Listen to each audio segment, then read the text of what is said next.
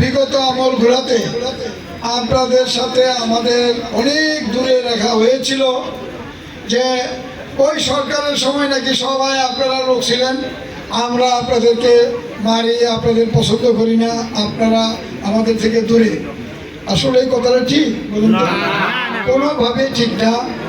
আজকে দেখেন এই দেশ স্বাধীন হওয়ার পর, এই ফ্যাসিস্টদের পতন হওয়ার পর সারা বাংলাদেশে এইবার নিয়ে দ্বিতীয়বারের মতো পূজা পালন করতেছেন। আমার তো মনে হয় না বাংলাদেশের কোনো জায়গায় কোনো অপ্রীতিকর ঘটনা, কোনো রকমের ভাঙচুর, কোনো রকমের মানে মনমালিন্য আমি শুনি নাই। আপনার উৎসব আর হলো ধর্ম, আমাদের ধর্মের ব্যাপারে বিভিন্ন ধর্মের লোক থাকে। আমাদের একটা কমন স্লোগান আছে, ধর্ম যার যার, উৎসব সবার।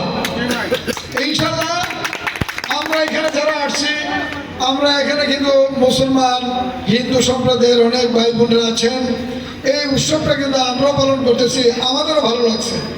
আমি আজকে সকালবেলায় উত্তরখান ময়নারটাকে আমি পূজা মণ্ডপে গিয়েছি, আমি সেখানে একই কথা বলেছি। তা আমি এই সন্ধ্যার সময় বেশি সময় নিতে চাই না। আমার দাদা আমাকে আশীর্বাদ করেছে, আপনাদের পূজা মণ্ডপে যারা আছেন আপনাদের দোয়া চাই, আপনারা আমাকে আশীর্বাদ দিবেন। আগামী অল্প কয়েক মাস পরে আমাদের দেশে জাতীয় সংসদের নির্বাচন হবে। সেই নির্বাচনে আমার নেতা জনাব তারেক রহমান, আমাদের সাবেক তিনবারের প্রধানমন্ত্রী দেশনেত্রী বেগম খালেদা জিয়া অবশ্যই আমাকে মনোনয়ন দিবেন। কারণ আমি আপনাদের এই এলাকারই সন্তান, আমি প্রায় 40 বছর এই এলাকায় রাজনীতি করি।